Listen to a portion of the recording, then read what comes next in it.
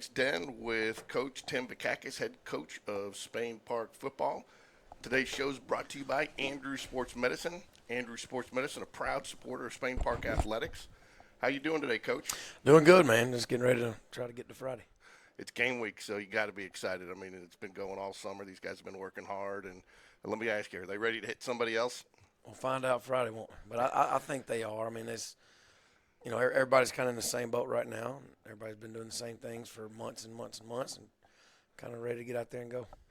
So similar to last year, your new head coach you're in, you start here at Spain Park, first game, but similar situation for the second time in 3 years now that Calera is bringing in a new coach, Coach Holder. A little different circumstances. He was just appointed interim head coach about 2 weeks ago, but he has been the offensive coordinator there, so I assume that you're expecting to see a similar offense out of them. We think so. I mean, I don't think how much you can change, overnight, but we'll try to be ready for everything, and we don't really know what we're going, what we're going to see, but we'll try to get our kids to play hard, and hopefully we'll put them in the right positions. You know, most people out there have been watching Calera through the summer and the spring, or kind of identify this team as athletic and fast. Maybe not quite as much size as you guys are bringing to the table, but sometimes size is important, but also so is speed and athleticism. Does that pose some challenges for your team?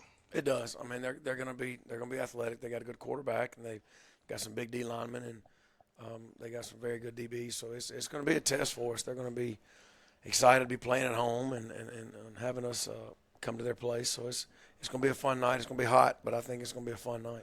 Yeah, by some accounts, the coaching change hasn't really hindered them from a player standpoint. In fact, a lot of players have been quoted as saying that he's brought some enthusiasm and excitement into the locker room and actually give them a little pep in their step. I mean, have you heard similar things? Yeah, we have. He's a good guy. Coach Hamlin's a good guy too, the guy that left a couple weeks ago. But I mean, it's obviously I talked to him last night. It's a different situation, walking in here this late, but it's not like a very brand new head coach. He's been there. There's a lot of familiarity between him and the kids and the coaches and the community, and so it's not a total overhaul, which is good for them, good for those kids. It's not anything brand new, but it's definitely it's a challenge for him, as he said, because now all of a sudden he's wearing all these hats that he's not used to wearing, trying to get ready for season at the same time. So it's been a challenge for him, but I mean I expect them to play very hard and get after our butts. When you mentioned overhaul, we'll get to offense in a minute, but defense, they pretty much bring in an entire new front seven, so people that you haven't seen before. That's a lot of people to bring in on any team, regardless of where you're at. To make the point that your offensive line and your running game's got to start off strong against them, since that's maybe try to take a little advantage of some of that inexperience.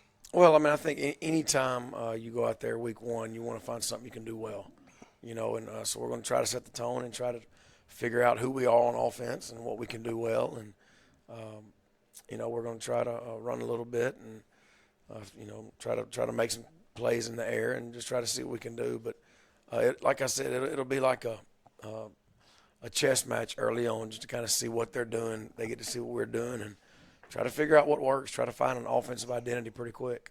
Yeah, the experience on that defense really comes with the defensive backs and the cornerbacks. I think most of those guys return, so they've got some experience there. So I'm sure they're going to try to lock some of that down, maybe take a little pressure off their line. But again, anytime you bring in 7 people, that's a lot of people to have to start. And again, some of that's just gelling, and maybe they've done it over the summer. We'll see on Friday night. Most people expect that quarterback A.J. Johnson will be under center. And while they have not named a quarterback, he is a junior. He brings experience. By all accounts, he's got a great arm and but he's worked on those 2 areas that I think people had kind of said he needed to improve on, which is his deep ball and making better decisions and not trying to force things. But by all accounts, he's had a great summer. Have you seen him play before? Are you guys what do you guys expect? Yeah, I think he's the one that played JV last year, so we know of him, and he's a really good athlete, and anytime you have a good athlete with the ball in his hands every down, he's dangerous, and he's going to have some guys around him that he can spread the ball around to. So we're going to have the thing you worry about week one is tackling, because you hadn't really gone as much live as you probably need to in fall camp. So there's going to be some guys on defense flying around, and we're hoping they kind of settle down and not overrun and take good angles. And, because anytime an athlete has the ball in space, if you miss one tackle, he can go to the house. So they're going to have guys that can do that. Yeah, with the exception of quarterback, again, he does have some experience, but the running back, they've got a stable of running backs that are all fairly experienced, as well as their receivers, Katie Young and Dalton Ash, and they bring in an underclassman, Elijah Bates, that they're expecting a lot out of. So, in fact, one of the things, again, it seems offensively from the running backs to the wide receivers, they are very athletic and very fast again. So, what challenges does that pose for your secondary? Well, it's we got a couple new guys back there, and anytime you have new guys in the secondary, you kind of, just like offensively, kind of figure out who we are and what we can do well and what we can't, and I think Coach Bush and the defensive guys have done a great job of getting our kids ready, giving them a bunch of different tools in the toolbox to kind of pick and choose when they want to use them. And we'll see. It's going to be a challenge. They're going to have some kids that can, when they get the ball, they can make things happen, and we're gonna have to tackle. There's going to have to be more than one guy around the ball. We're going to have to fly to the football and tackle with the whole defense. So on paper, it looks like offensively you guys probably check out pretty similar to each other. You're bringing in a new quarterback as well who has some JV and some freshman experience and a little bit of varsity experience last year. Good stable of running backs and a great receiving corps. And for the most part, it sounds like on paper they've got the same thing. So you feel like this game's really just going to come down to defense? I think so. I think it's going to come down to who can handle the heat, who lets that affect them.